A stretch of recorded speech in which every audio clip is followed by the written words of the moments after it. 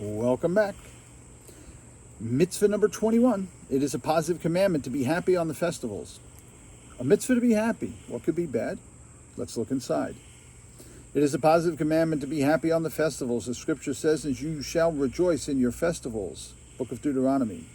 When the sanctuary was in existence, the rejoicing was that an extra shalomim, peace offering, was brought in the temple, in addition to the festival shlomim. These were peace offerings that were offered up in the temple for persons going on the pilgrimage, and this was called the shlomim of rejoicing. And women were also obligated in this joy. At the present time, though, happiness is only through meat and wine. We'll comment on this shortly.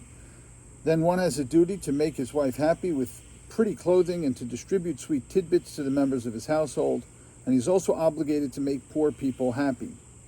If someone does not bring happiness to any poor people, he is not rejoicing in a mitzvah, but only the joy of his belly.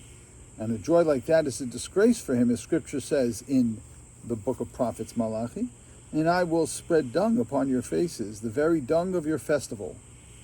God doesn't like it when the festival isn't observed with the right spirit. Now, even though eating and drinking on the religious holidays is part of the positive commandment, one should not spend a long time with wine, amusement, and frivolity, since that is a wild foolishness and silly behavior, whereas we are commanded only about the rejoicing that contains in it the worship of the blessed God. And it is impossible to worship Hashem amid unbridled amusement, frivolity, or drunkenness, but only amid the happiness of a mitzvah. The happiness that a person enjoys while doing a mitzvah is a great form of worship. It applies in every place and every time.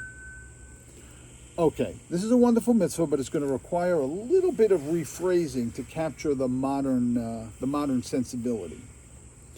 Okay, so in the temple, when somebody would go on the pilgrimage in the temple, they would bring a sacrifice, and they would eat the meat of that sacrifice. They would get a portion of the meat of the sacrifice, and they and their family would eat that, and they would rejoice through that. Nowadays, we don't have this. So therefore, the classic form of generating simcha, the way to get this joy, at least in the Talmud, was ein simcha ela b'basar v'yayin. You need meat and you need wine. That's what makes people happy.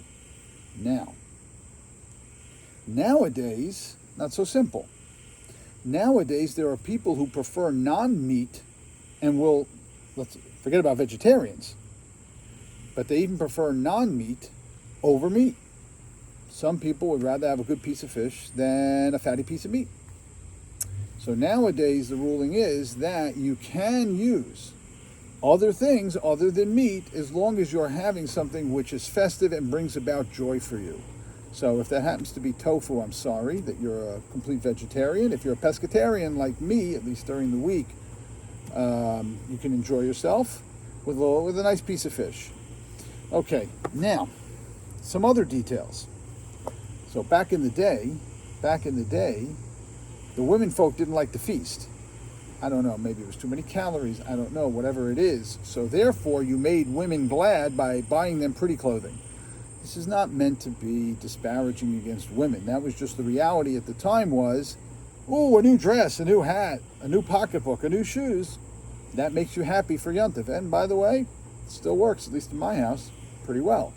However, if that's not what lights your jets, then just rely on the classic meat and wine or something else and wine. And by the way, nowadays, it doesn't have to be wine. You can fulfill this mitzvah with distilled spirits. Which leads us to the caution at the end. Hey, it's wonderful to have a little something to eat, obviously. Do a little eating, a little feasting on the Yom Tov. And to drink. Drink a little bit, enjoy, get a little buzz. It's actually a mitzvah on Yom Tov, and not, by the way, only on Yom Tov, but on Chol HaMoed to do this. Catch a little buzz. But catch a little buzz, a little bit of wine, a little bit of alcohol. Getting carried away and drinking too much and losing track of the fact that it's Yom Tov obviously defeats the purpose of the mitzvah. Our Yom Tovim, our holidays, are beautiful times. We get to spend them together with friends, with family, and as a community. Let's get out there and enjoy it. Make sure to enjoy it in an appropriate fashion. Thanks for being with us. Our next mitzvah is, it is a positive commandment to clear away chametz on the 14th of Nisan. We're going to get into a specific holiday, the holiday of Passover. Thanks for being with us. Bye-bye.